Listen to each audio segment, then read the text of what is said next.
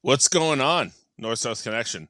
We are here for the 18th War Games match in the NoSo Countdown of the greatest War Games matches of all time, where we go back to Survivor Series. Just this past year, 2022, was the match opener and the first main roster War Games between Team Bianca Belair against what I like to call Team Damage Control. Now, I think this is a good one for me and Landon in particular to talk about because we were both in the building. What's just your initial thoughts, Landon, when you heard that match was going to be ours?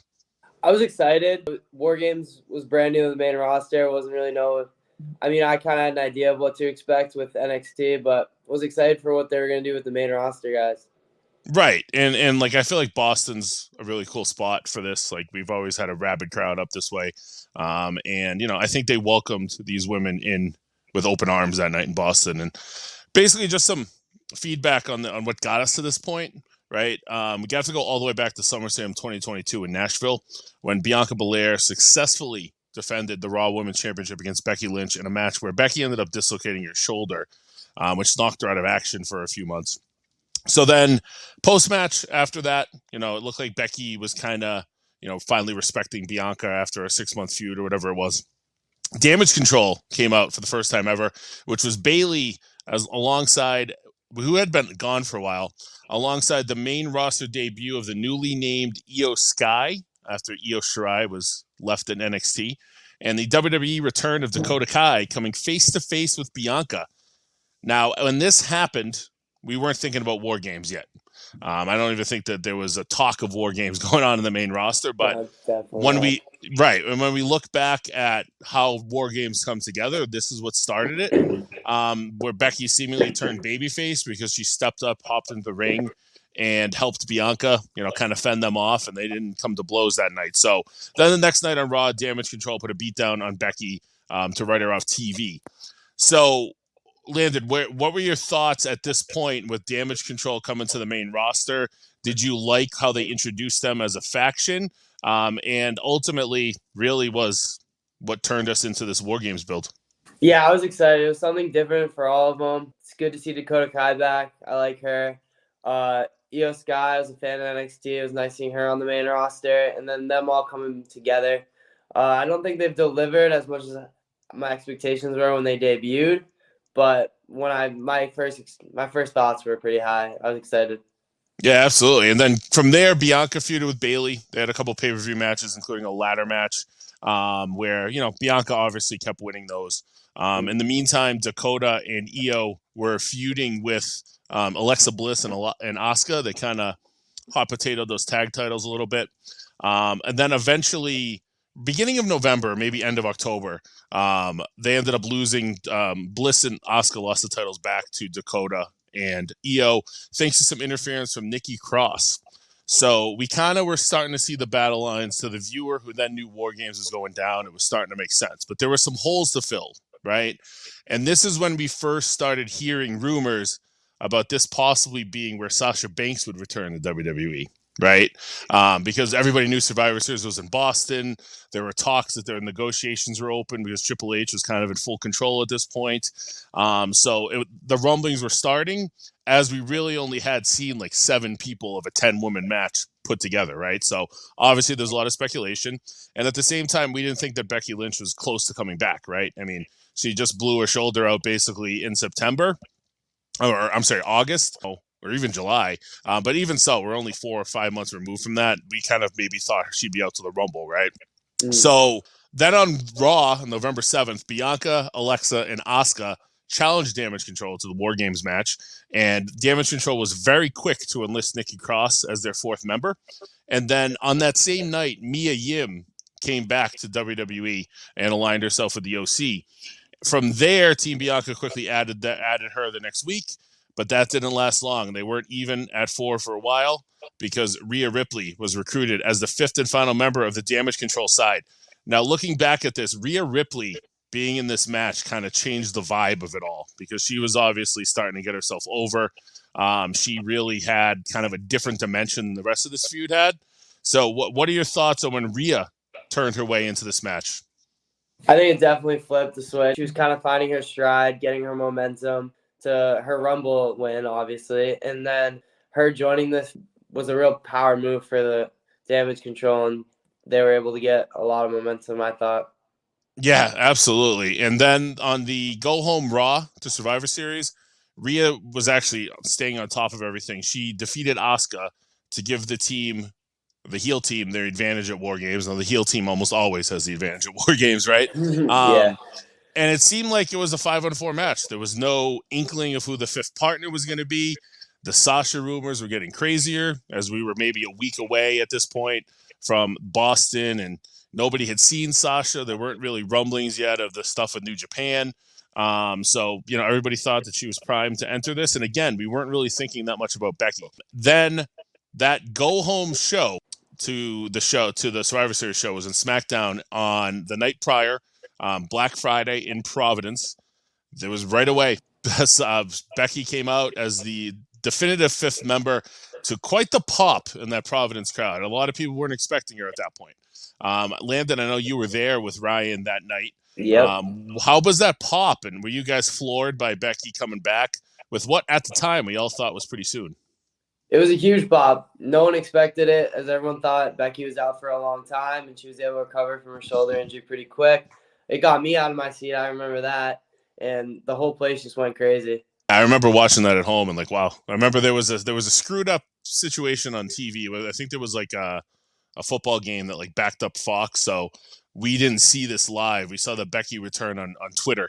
It was no fun. So but that didn't stop the Sasha hype. I remember the buzz around that arena that night was a lot of Sasha stuff. People thought that Mia Yim kind of was the odd person out here. She didn't really fit into the story at all. And even Nikki Cross, you could see maybe getting taken out and maybe Sasha coming back as a heel to help Bayley. But obviously that never came to fruition. And once the match started, I don't think that people were really disappointed about it because the match, for the most part, delivered. And then, the final pairings of the match was Bianca, Asuka, Bliss, Mia Yim, Becky Lynch against Damage Control, Nikki Cross, and Rhea. So now we move on to the match itself. Now, first match of the night, the crowd was absolutely electric. I remember walking into the place, you could feel the buzz in the air. It was just a different feel seeing those two rings in the middle of the garden. There were lasers going off. The sound was blaring.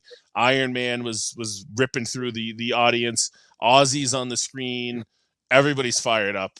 And then they just cut right to Becky Lynch's entrance as the first entrant of the match. Not even in the match, but the first one announced. Bianca ended up being the one that started the match for the babyfaces, while Dakota Kai started the match for the heels. In subsequent order, we went with Io, Asuka, Cross, Bliss, Bayley, Mia, Rhea, and then Becky was the last one in. And like most War Games, right? A lot of these in the WWE era of the War Games are pretty slow until all 10 are in the ring. And this was no different. The only big spot really prior to all 10 being in the ring was Nikki Cross doing a big crossbody off the cage through everyone, which that was really the first kind of level of the match. And then as the big names started rolling through, your Baileys, your Rhea, your Beckys, things started going to another level.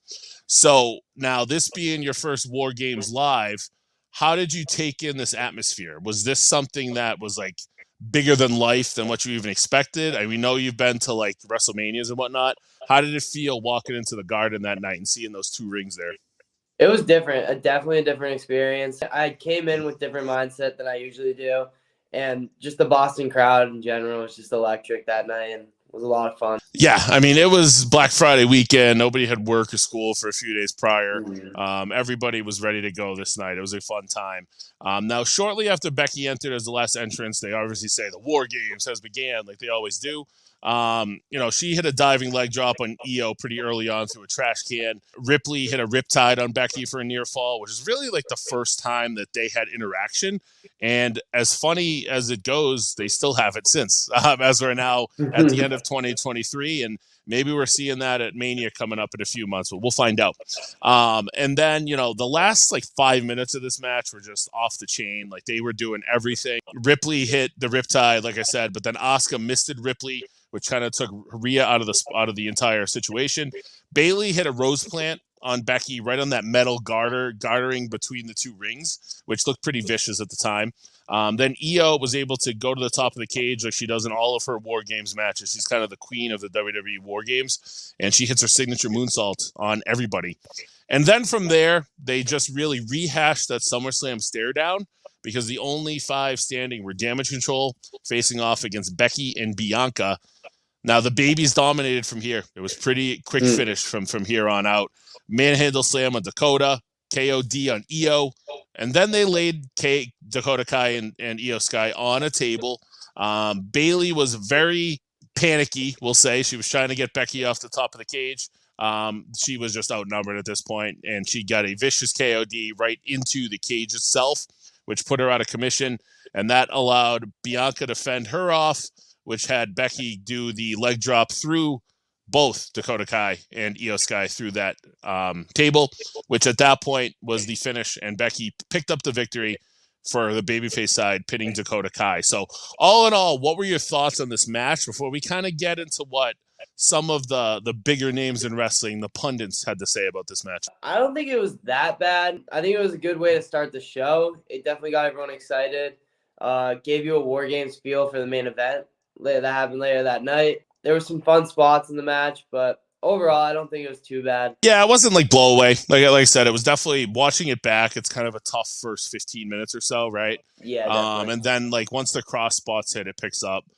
There was some weird stuff with like Alexa and Cross playing off their old team and handcuffing themselves into the out of the match and everything. It was kind of weird in times, but it was a War Games. I think it wasn't as clunky. They kind of definitely had a good story to tell at the end of it, and it really kind of brought Becky back with a big W. As far as rankings go, we have this as 18th. I personally think it's the best women's match, and I know we still have 2 more to go. The only other women's match that they've done in War Games that I might compete with this in my head, and I'd have to watch it back, was the first one, which was Team Shayna against Team Rhea. Now, that was the match where Dakota Kai took out Tegan Nox, and it pretty much became Candice and Rhea doing like 30 minutes by themselves, and, you know, having a valiant effort in doing so. So where do you rank this one in relation to the other women's matches? Was this the best one, or do you think that some of the other ones that we haven't quite heard about in this ranking system have been better? Honestly, I do think this is the best one. I think this got me like off my seat the most. I had my most like, wow, that was a crazy spot kind of moments. And I would have to rewatch a couple, like the Shayna and Rhea one, if it's really better than this. But off the top of my head, I think this is the real best one. Yeah, I mean, I'd have to watch the Rhea one back. I just remember that 4-on-2 dynamic that they had in that one being pretty good. So we'll see where that ranks with the rest of this countdown. Now, Big Dave Meltzer gave this 4 stars. Our esteemed leader here in this countdown, Ryan, gave it 3.5. And, you know, that's really Cage Match 7.14. So I'd say that's pretty much right in line with where the other women's ones were. But all in all, you know, I think that we probably favor this one because we were there, right? Yeah. Obviously, every time you see a match live, it's cool. Having been to in an insane world, I took 38 years before I hit a War Games, and we had 2 in Boston. 2 shows in Boston, so 3 total War Games matches if you count AEW in like a 6-month span. So it's kind of crazy how it all worked. And obviously that was a whole different presentation for another day. So all in all, Landon, I know that you kind of just spot show up here in NoSo every once in a while, but got anything to plug? You have anything cool going on you want to tell the world about? Anything cool? Wrestling season's around the corner. It's big senior year. That's about it. Hey, you know, maybe we'll see Landon in his own War Game somewhere down the road. And for as far as I go, I know this is airing on Monday, which is the same day that you can head on over to the North South Connection podcast feeds, which, you know, Apple, Spotify, pretty much wherever you want. I do have like a 2-hour college basketball preview as the season starts today with, you know, obviously the national champs and stores are hanging their banner tonight. So we spent about 2 hours talking about that and previewing the season, picking our Final Four. It's always a good watch. So if you're into college basketball, check that out. But other than that, I see the Go Friars pop up. I respect it. So we'll be back tomorrow for number 17. And we look forward to continuing to count this down for you as we head towards what sounds like another couple war games in 3 weeks or so. So thanks for spending some time with us tonight, Landon. And for the rest of you guys, enjoy this countdown. Later. See ya.